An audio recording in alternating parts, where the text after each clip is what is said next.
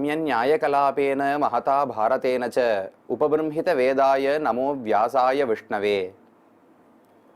வேதவியாசர் நமக்கு எத்தனையோ உதவிகளை செய்துள்ளார். 4 வேதங்களையும் வகுத்து கொடுத்தார். புராணங்களையெல்லாம் வகைப்படுத்தினார். அதோடு கூட மகாபாரதம் என்கிற உயர்ந்த இதிகாசத்தை எழுதி கொடுத்தார்.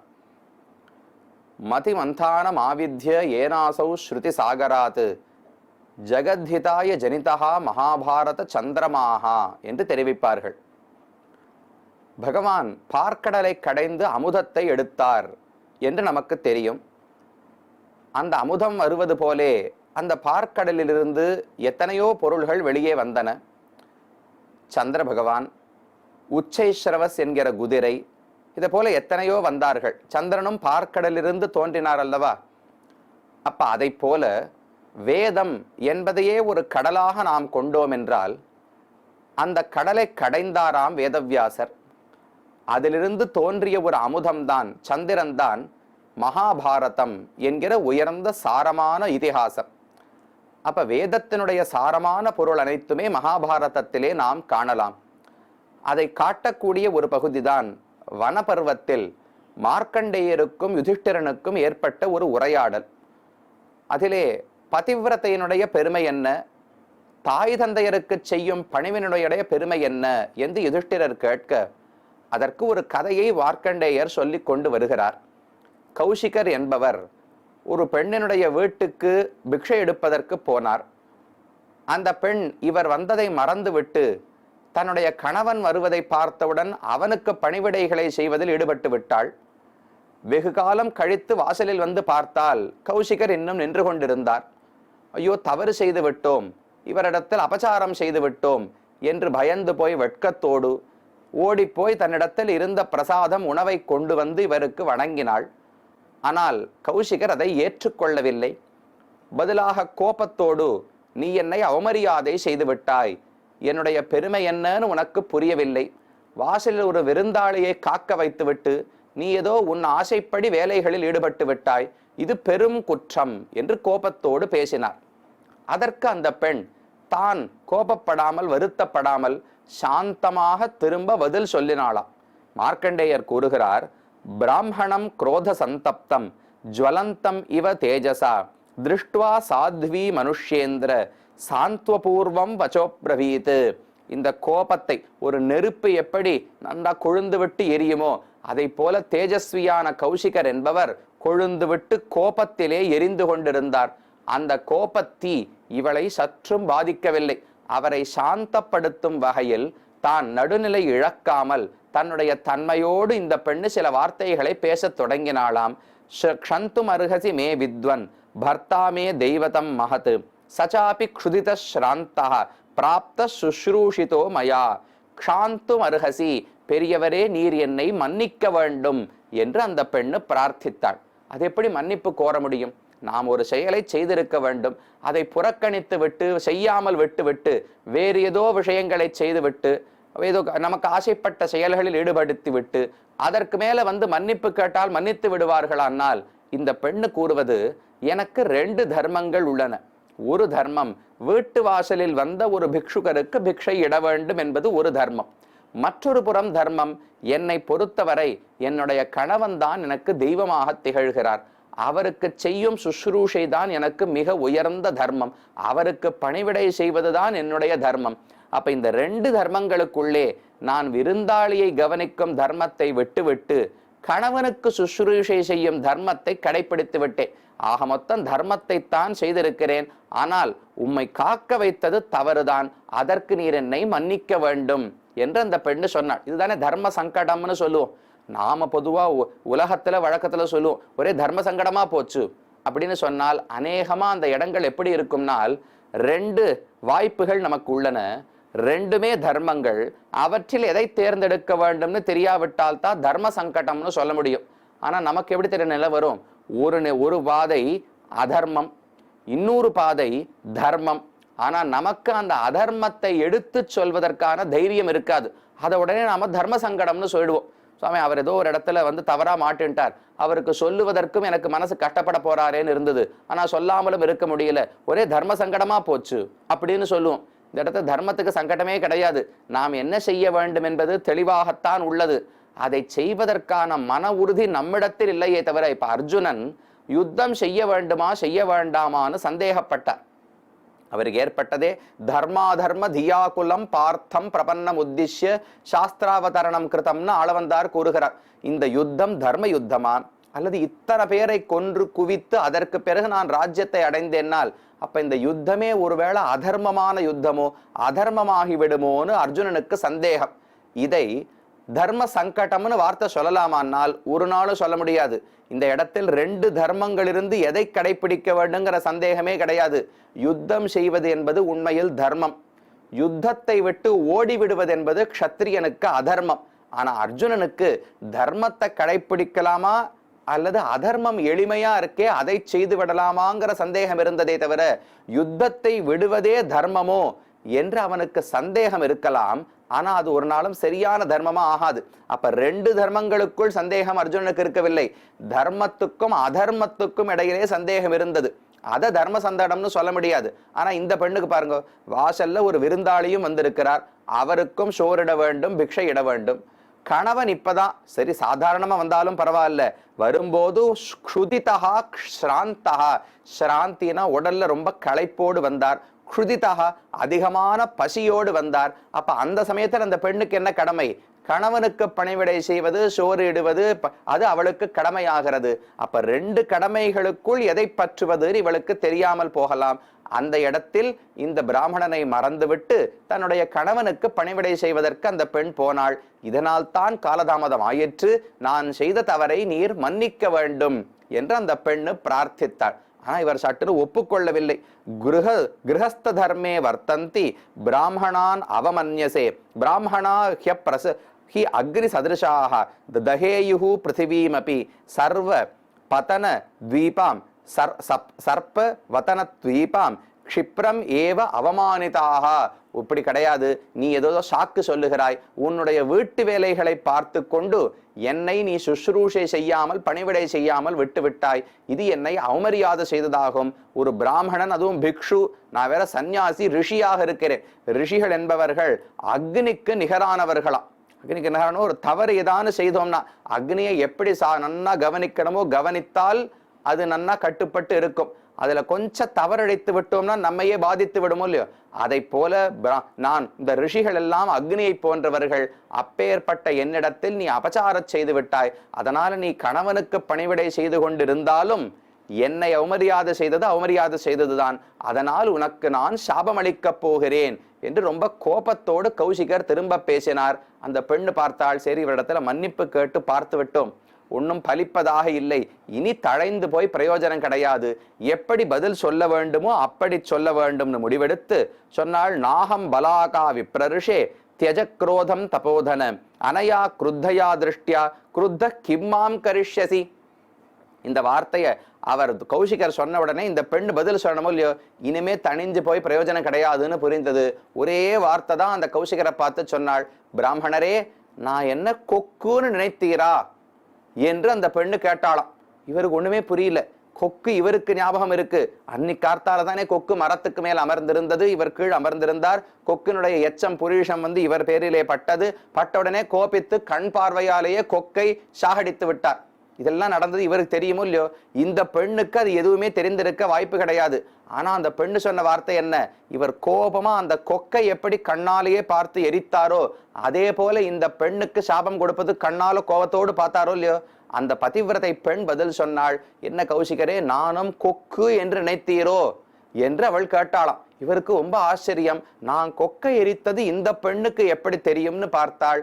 அவள் பதில் சொன்னாள், கொக்கு உம்மை பார்த்து பயப்படலாம், உன்னுடைய கோப பார்வையானது கிம்மே கரிஷ்யதி, என்னை எதுவும் செய்ய முடியாது, அனயா கிருத்தயா திருஷ்டியா கிருத்த கிம்மாம் கரிஷ்யசி பலாகாஹி त्वया தக்தா ரோஷாத் விதிதம் மயா.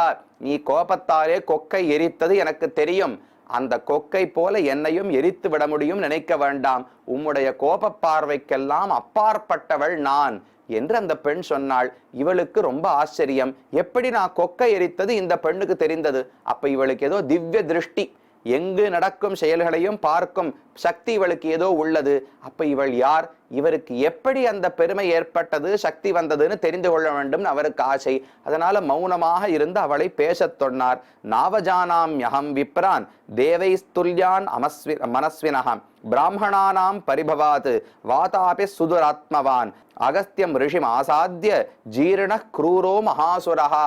அந்த பெண் சொல்ல தொடங்கினார். இப்ப ஒரு வார்த்தை ஓங்கி சொல்லியா சொல்லியோ, இப்ப ரிஷி அடங்கி விட்டார், கௌசிகர் அடங்கி விட்டார். இப்ப கோப பார்வையெல்லாம் மாறி ஆச்சரியத்தோடு இந்த பெண்ணை பார்த்து கொண்டிருக்கிறார்.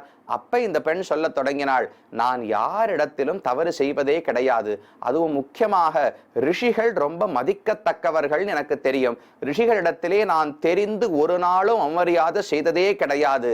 ரிஷிகளிடம் அபச்சாரப்பட்டு வாதாபி என்கிற அரக்கன் என்ன பாடுபட்டான்னு எனக்கு தெரியும் என்று இந்த பெண் சொல்லுகிறாள். அது ஒரு தனி கதை. வாதாபி இல்வலன் என்று 2 ராட்சசர்கள் இருந்தார்கள். அவர்கள் 2 பேரும் ஒரு திட்டம் தீட்டிக் கொண்டு யாரான ஒரு ரிஷியை தங்கள் இல்லத்துக்கு உணவு உண்பதற்கு அழைப்பார்களாம். அப்போ வாதாபி என்கிற அரக்கன் தானே உணவை போல வடிவத்தை எடுத்துக்கொள்வாராம். அந்த உணவையே பரிமாறுவார்கள். அந்த ரிஷி அந்த உணவை உண்டு விடுவார். அதாவது வாதாபியையே தான் உண்டு விடுகிறார். உடனே இல்வலன் வெளியில இருந்து கொண்டு வாதாபியே வெளியே வா அப்படின்னு கூப்பிடுவாராம். கூப்பிட்ட உடனே வயத்தை கிழித்து கொண்டு வாதாபி வெளியில வருவார். அந்த ரிஷிக்கு பிராணன் போய்விடும். இப்படியே பல 100 ரிஷிகளை தங்கள் வீட்டுக்கு அழைத்து வாதாபியையே உணவாக பரிமாறி உண்ண வைத்து அப்புறம் வாதாபி வயத்தை கிழிச்சுன்னு வெளியில வந்துருவார். உயிர் போய்விட போகிறது. இதே போல குறும்பு செய்தவர்கள் அகஸ்தியர்னு பெரிய மகரிஷி இருக்காரு, அவரை ஒரு முறை வீட்டுக்கு அழைத்தார்கள். அகஸ்தியர் சரின்னு வந்தார். வந்தவுடனே வாதாபியையே உணவாக வைத்து பரிமாறினார்கள். அதெல்லாம் இவர் உண்டு விட்டார். உண்டவுடனே இல்வலன் இருக்காரு, வாதாபியே வெளியே வா என்று எப்பவும் போல வழக்கம் போல அழைத்தார். வாதாபி வெளியே வரல. அகஸ்தியர் பார்த்தார், என்னிடத்துல இந்த குறும்பு பலிக்காது. இப்படி வயத்தை தடவி வாதாபியே ஜெரிக்கப்படுவாய் என்று இவர் சொல்லிட்டார். இல்வலன் வாதாபியே வெளியவான் அழைத்தாரோ இல்லையோ, அகஸ்தியர் பதிலுக்கு ஜீரணோபவ வாதாபி நீ ஜீரணமாக ஆகிவிடுவாய்னு சொன்ன உடனே வாதாபி மரணம் அடைந்து விட்டான். இல்வலனுக்கு கோபம். அவர் சண்டைக்கு வந்தா தன்னுடைய கண் பார்வையால இல்வனையும் எரித்து அழித்து விட்டார். அப்ப அகஸ்தியர் தான் வாதாபி இல்வலன் என்று 2 அரக்கர்களை கொன்னார். எதற்காக? ரிஷிகளிடத்தில் அபச்சாரப்பட்டார்களோ இல்லையோ, அந்த கதையை இந்த பெண்ணு சொல்லுகிறாள். அப்ப ரிஷிகளிடம் செய்யும் அபச்சாரம் எவ்வளவு கொடியதுன்னு எனக்கு நன்றாக தெரியும். நான் தெரிந்து அறிந்து ஒரு நாளும் யாரையும் அவமரியாதை செய்தது கிடையாது. குரோதஸ்ஸு விபுலோ பிரம்மன் பிரசாதஸ்ச மகாத்மனாம் அஸ்மிஸ்தோ அதிக்கிரமே பிரம்மன் க்ஷந்துமர்ஹசி மேனக பதி சுஷ்ரூஷயா தர்மஹ யசமே ரோச்சதே த்விஜ. அதனால் பெரியவரே எனக்கு தெரியும், மகான்கள் ரிஷிகளுக்கு கோபம் வந்தாலும் ரொம்ப அதிகமாக இருக்கும், அனுக்கிரகம் செய்தாலும் அதிகமாக செய்வார்கள் எனக்கு தெரியும். அதனால் நீர் என்னிடத்திலே கோபப்பட வேண்டாம். உம்முடைய அனுக்கிரகத்தை தான் நான் பிரார்த்திக்கிறேன். நான் தவறுதான் செய்திருக்கிறேன். ஆனா என்ன அவ்வளவு பெரிய தவறு செய்துட்டேன்? எனக்கு பிடிச்சது, ரொம்ப ஆசையாக நான் செய்யக்கூடிய தர்ம காரியம் கணவனுக்கு பணிவிடை செய்யக்கூடியது. அந்த பதிவிரதா தர்மத்தை செய்தபடியால் உமக்கு பணிவிடை செய்ய முடியாமல் போயிட்டே தவிர உம்மை அவமரியாதை செய்யணுங்கிற எண்ணம் எனக்கு துளியும் கிடையாது. அதனால் நீர் என்னிடத்தில் கோபம் கொள்ளாமல் அனுக்கிரகத்தாலே என்னை மன்னித்து அருள வேண்டும் என்று அந்த பெண் பிரார்த்தித்தாள். குரோத சத்ரு ஷரீரஸ்தா மனுஷ்யானாம் த்விஜோத்தம யஹ் குரோதமௌஹோ த்யஜதி தம் தேவா பிராமணம் விதுஹு. அதுக்கு மேல ஒரு ரிஷி என்பவர் எப்படி இருக்க வேண்டும்னு அந்த கௌசிகருக்கு இந்த பெண் உபதேசிக்கிறார். எப்படி மாறி போயிடுது பாருங்க. அந்த கௌசிகனுக்கு தான் பெரிய வித்வான்னு எண்ணம். ஒரு கொக்கு அதனுடைய எச்சம் மேல பட்டதுன்னு உடனே என்ன அவமரியாதை செய்தாயின்னு எரித்து விட்டார். அவர் பிக்ஷை எடுப்பதற்காக வந்த இடத்தில் ஒரு பெண் இப்படி நடந்து கொண்டால் அவரையும் தானும் எரிக்க பார்த்தாரோ இல்லையோ. இப்ப அப்படியே மாறி போச்சு. கௌசிகரே, நீர் பெரிய ரிஷி, நான் சாதாரண பெண் நினைக்க வேண்டாம். ஒரு ரிஷி எப்படி இருக்க வேண்டும்னு நான் உமக்கு கூறுகிறேன் என்று தனக்கு தெரிந்த தர்மங்களை எல்லாம் அந்த பெண்ணை எடுத்து உபதேசிக்கிறார். குரோதஹா சத்ருஹு ஷரீரஸ்தா. பெரியவரே, ஒரு மனிதன் ரிஷியாக ஆகணும், புலன்களை அடக்கி நன்மை அடைய வேண்டும்னால் அதுக்கு பெரிய எதிரியே கோபம்தான். அப்ப தன்னிடத்தில் இருக்கக்கூடிய கோபம்ங்கிற எதிரியை ஜெயிக்கணும். வெளியில இருக்கிற எதிரிகளை எல்லாம் ஜெயிக்கிறது பெரிய விஷயம் கிடையாது. தனக்குள்ளேயே காமம், குரோதம், லோபம், மோகம், மதம், மாத்சரியம் என்று பல கொடிய விரோதிகள் உண்டு. ஆசை, பேராசை, கோபம், மயக்கம், கர்வம், பொறாமை, இதெல்லாம் தான் நம்மகிட்ட இருக்கக்கூடிய தவறான விரோதிகள். இந்த விரோதிகளை நமக்கு உள்ளேயே வைத்துக்கொண்டு வெளியில எனக்கு யாருமே எதிரி கிடையாதுன்னு வார்த்தை சொல்லிட்டே இருக்கலாம், ஒரு பிரயோஜனமும் கிடையாது. அப்ப உள்ளே இருக்கக்கூடிய கோபம்ங்கிற எதிரி எவன் ஜெயிக்கிறானோ அவனைத்தான் ரிஷி புலன்களை அடக்கினவன் கொண்டாட முடியும். உமக்கு அந்த கட்டுப்பாடு இல்லையே. கொக்கினிடத்திலும் கோபப்பட்டு விட்டீர், என்னிடத்திலும் கோபப்பட்டு விட்டீர். யோ வதேத் இஹ சத்யானி குரும் சந்தோஷயேதச்ச ஹிம்சிதச்ச ந ஹிம்சேத. அதுக்கு மேல 3 தர்மங்களை சொல்லுகிறாள். சத்தியத்தையே சொல்ல வேண்டும், தன்னுடைய குருவுக்கு ஆனந்தத்தை ஏற்படுத்த வேண்டும். ஹிம்சிதச்ச ந ஹிம்சேத, தன்னை ஒருவர் துன்புறுத்தினாலும் பதிலுக்கு தான் அவர்களை துன்புறுத்தாமல் இருக்கணும். அஹிம்சை அஹிம்சைன்னு சொல்றோமோ இல்லையோ, அஹிம்சையை 2 விதமா சொல்லலாம். நான் ஹிம்சையே பண்றது கிடையாது சுவாமி அப்படின்னால், யாருமே என்ன ஒண்ணுமே பாதிக்கல, நான் ஒருத்தர்கிட்ட நல்லவரா நடந்துக்கிறேன், அவர் எங்கிட்ட நல்லவரா நடந்துக்கிறார் அப்படின்னால் அது ஒரு பெரிய குணம் கிடையாது. என்னிடத்தில் ஒருவர் தவறாக நடந்து கொண்டாலும் அவரும் நன்மை அடைய வேண்டும்னு நான் ஆசைப்பட்டேன்னால், அவருக்கு ஒரு கெடுதலை நினைக்கணும்னு நான் நினைக்காமல் இருந்தால் அப்பதானே அஹிம்சைன்னு உண்மையாக சொல்ல முடியும். என்னை பாதிக்காதவர்களிடத்தில் நான் நல்லவனா இருப்பது பெரிய விஷயம் கிடையாது. என்னை துன்புறுத்தினவர்களிடத்திலும் நான் அவர்களை துன்புறுத்தணுங்கிற எண்ணம் இல்லாமல் இருந்தால் அதுதான் உண்மையான அஹிம்சை. அப்ப அஹிம்சை வேண்டும், உண்மை பேச வேண்டும், தன்னுடைய குருவை ஆனந்தப்படுத்த வேண்டும், மகிழ்விக்க வேண்டும், அவருக்கு பணிவிடை செய்ய வேண்டும். அதற்கு மேலே ஹிம்சிதச்ச ந ஹிம்சேத, தன்னை துன்புறுத்தியவர்களையும் தான் பதிலுக்கு துன்புறுத்தக்கூடாது. ஜிதேந்திரியாக, புலன்களை அடக்கி இருக்க வேண்டும். தர்ம பரஹா, தர்மத்தை கடைப்பிடிப்பதில் ஈடுபாடு இருக்க வேண்டும். எவ்வளவு கடைப்பிடிக்க முடிகிறது முடியவில்லை என்பது அந்தந்த சூழ்நிலையை பொறுத்து.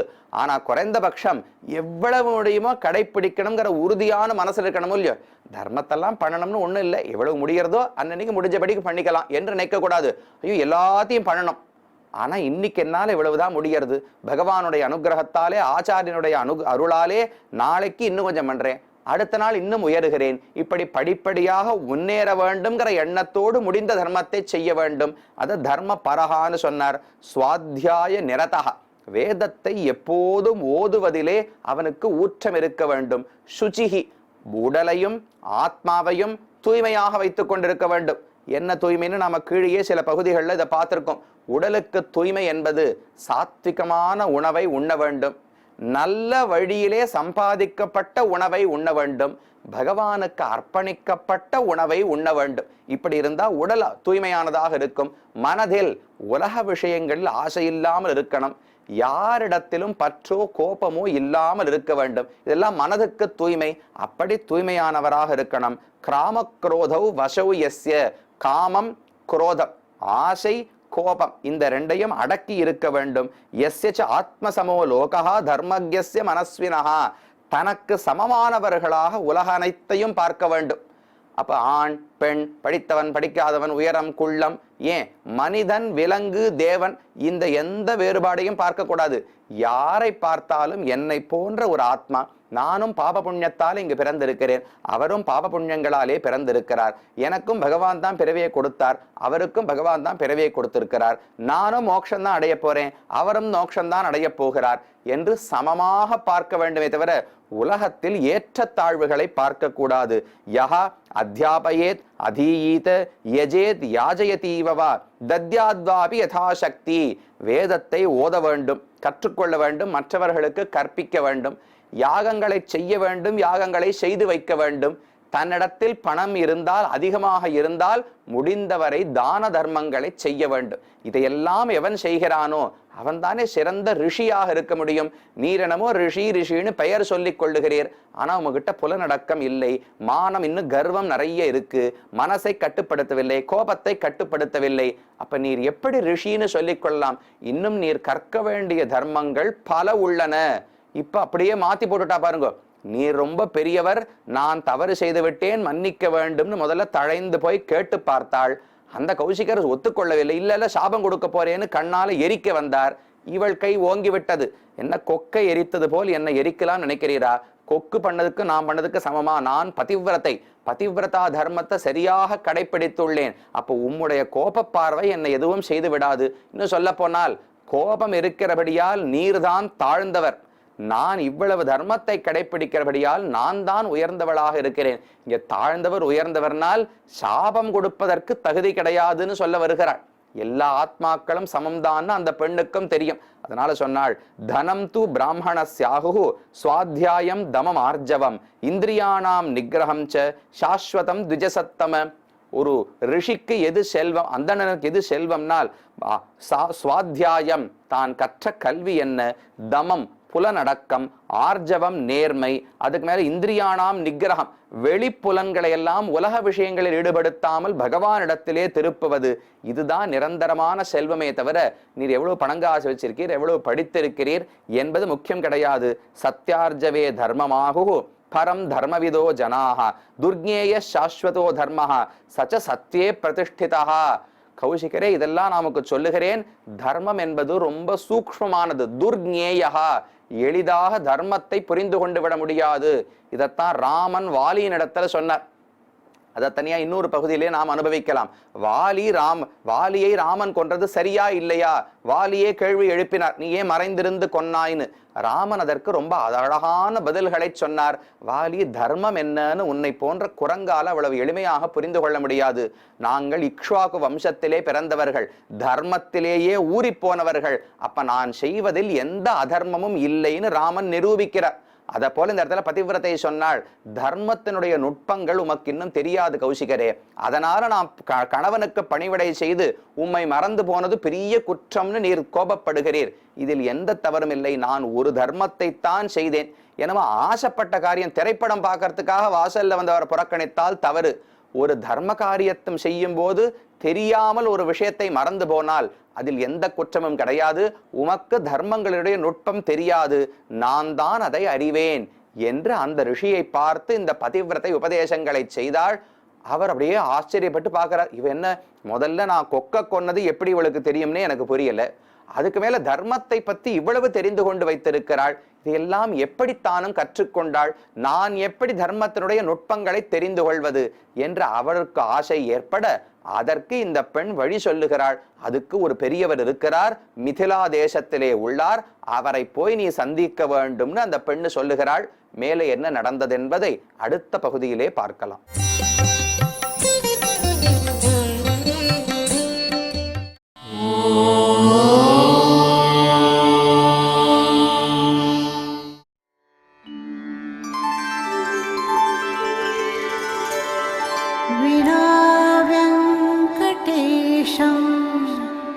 ननाथो ननाथः सदा वेङ्कटेशं स्मरामि स्मरामि हरे वेङ्कटेश प्रसीद प्रसीद